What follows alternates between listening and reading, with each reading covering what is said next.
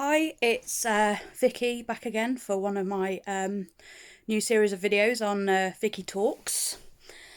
Sharing with you my fabulous layer teacher there. I absolutely love this shit. So today I've decided to do, basically a lot of these come out of things that I see people talking about, things that maybe I have experience in or first-hand experience of, or various things. And today I was noticing a lot of discussion around data. Personal data, how things are stored, how things are used. There's a lot of confusion out there. As somebody who has spent my entire life with computers, around computers, from mid-80s all the way forward, and somebody who's also one of my businesses is digital marketing, web design. I work specifically with all kinds of data, metadata, analytic data, and I'm also very heavily a libertarian.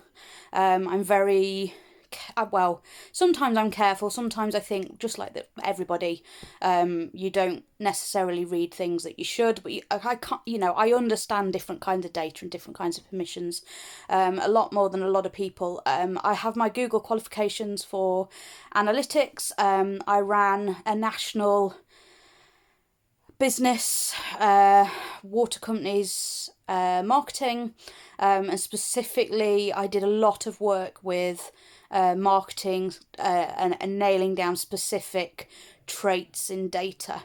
And I thought there's several things I'd like to cover with this and kind of discuss and talk about. And again, this is from my experience and my knowledge. I'm happy for people to comment if you specifically know something more in depth, but I think on this topic I'm pretty well qualified for this sort of stuff. So what is data? Data is everything you do online is seen and logged, and in different ways. Generally, data is, if you are scrolling through your Facebook and you see a shop and you click on it, and maybe it's something that it wasn't what you thought it was, and you click off and you go back, you will suddenly see that specific shop or piece of information you clicked on will start showing more regularly for a period of time. You may also, there's a lot at the moment with specifically phones, Xbox Ones, various things, listening in, Alexas. I won't have an Alexa in the house. I won't have any of those pieces of software in my house. However, from that, we all have mobile phones, and if you start talking a lot about dog food, and if you're, that what I've just said there will have been picked up, and I will start to see tailored ads around dog food. Sometimes I found it quite funny because it'll pick up adverts from the television and start showing me the adverts from the television because it's picked it up. But generally your shopping traits and regular behaviour tend to be the main things that are picked up.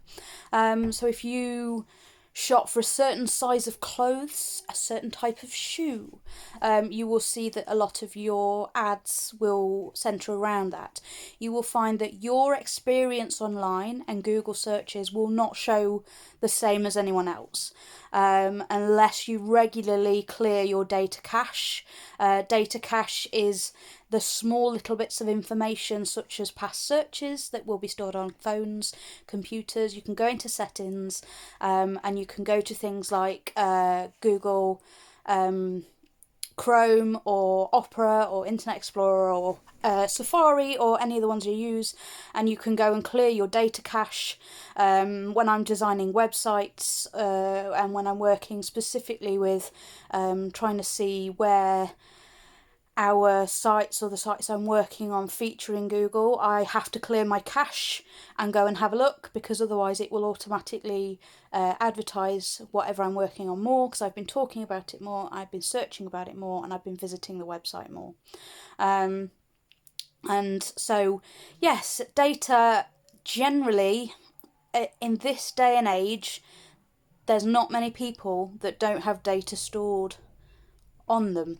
Now that's quite scary to some people, and I'm going to explain why in most cases it's not. However, I would say the value of that data is incredible. You have no idea how many people, businesses are paying specifically for your data. And the difference with it here is your name is not attached to it, your address is not attached to it, you'll notice you're not getting mail through the door from things you're searching. That is removed, and that is your privacy. Okay, so your data is in a giant pool with everyone else's data. If you imagine every single person's data is a drop of water, and Google is a million swimming pools linked in, or a small ocean, and out of that it's very hard to pick out a single drop of water, as in intentionally. Obviously you can pick out water, but just if you were looking for one in that would be very difficult.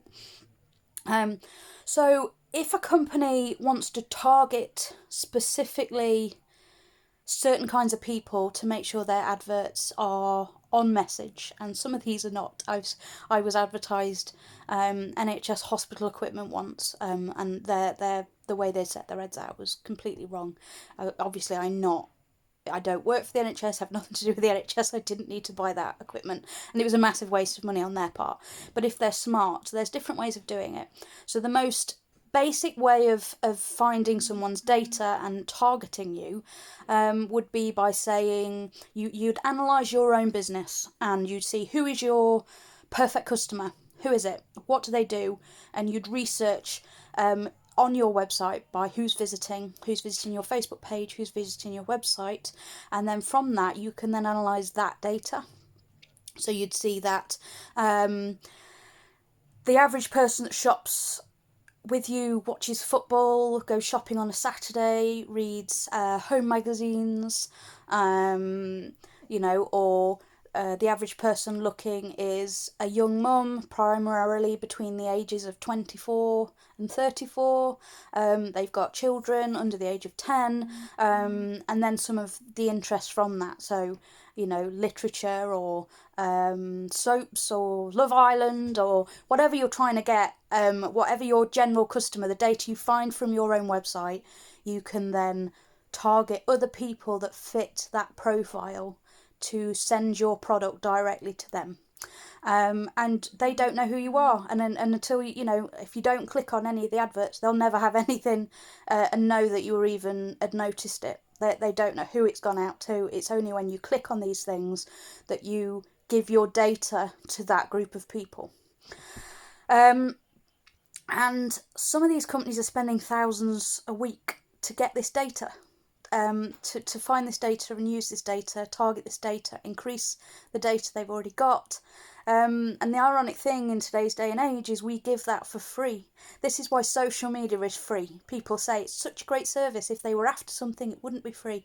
We give them our data for using their site, and they make their money because we're on social media giving them our data for free. That's how we pay for Facebook. Facebook is not free. Facebook is not going to start charging us money because it needs people to use it to sell the data. That's where the money comes from. So marketing data is nothing personal, as in details of who you are is given, but a lot of personal information is given but not associated to an individual. So that's generally where most data goes. And a lot of that's encrypted, and that's how your security is kind of protected, and this is why we have data protection. This is why GDPR came in, which is businesses have to have permission to contact you, and they have to have a way of you saying no, which was massive and very useful and very stressful if you worked in marketing to get that, because you've been farming data for a long time and you didn't need permission, and now you need permission in some form to do that. Now, there's a new government app out at the moment. I've been reading a little bit into it. Interestingly, as somebody who is quite far left libertarian. I am not a fan of communism and authoritarianism in any way. I'm a little bit more anarchist in the way I think. However, I've been agreeing with a lot of very right-wing politicians and people in general who are or libertarian right-wing. So free market capitalists, for instance, would be more libertarian right-wing. And the issue at the moment with the government app, from what I've been looking into and the way it's being formatted at the moment, is your data is stored in a central location with everybody else's, and connected to that is your personal data and who you are, where you live, and where you're going and what you're doing.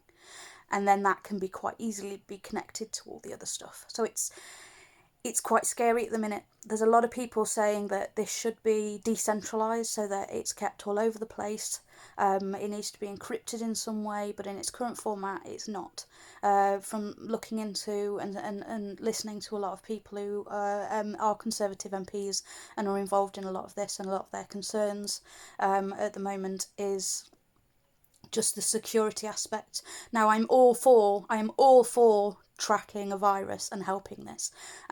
One thing is this app will not be available for 3 months, so we shall see where we are in 3 months, but I think that's a very long time for this to come together. So there may be changes. There's definitely room for changes if we push for the changes, but don't just give your data freely. Don't just